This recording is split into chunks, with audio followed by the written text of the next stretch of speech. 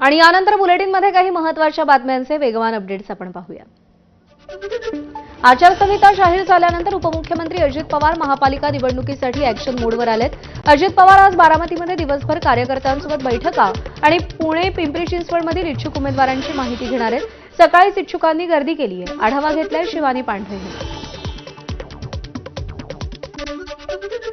अजित पवारांकडे इच्छुकांची जी रांग आहे ती पाहायला मिळते आहे। पुणे पिंपरी चिंचवड आणि बाकी काही शहरातले जे आहेत ते राष्ट्रवादीचे कार्यकर्ते आहेत सकाळीच या बारामती हॉस्टेलमध्ये पोहोचले आहेत आणि आपण जर बघितलं तर सगळे महिला कार्यकर्ते आहेत त्या देखील या ठिकाणी सकाळीच येऊन पोहोचलायत आणि अजित पवार या सगळ्याचा आहे तो आढावा घेताना दिसतायत। काही इच्छुक माझ्या सोबत आहेत। कुठनं आला आहात आणि काय नेमकाच सगळं असणार आहे? पिंपरी चिंचवडमधून आले भोसरी विधानसभा प्रभाग क्रमांक 2 मधून आलेले आहे।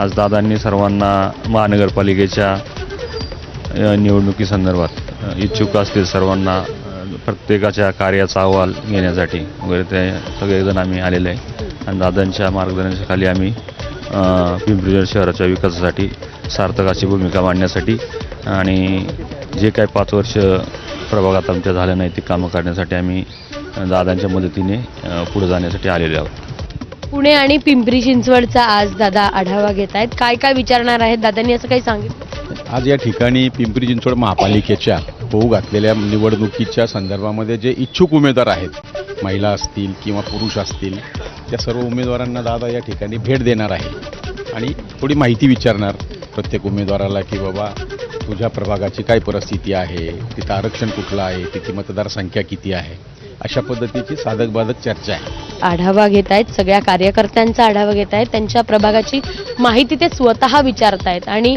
पुणे आणि पिंपरी चिंचवड महानगरपालिकेसंदर्भात आता अजित पवार आहेत ते ॲक्शन मोडवर आल्याचं पाहायला मिळत आहे। कॅमेरामन अमोल गव्हाळेसह शिवानी पांढरे, एबीपी माझा, पुणे।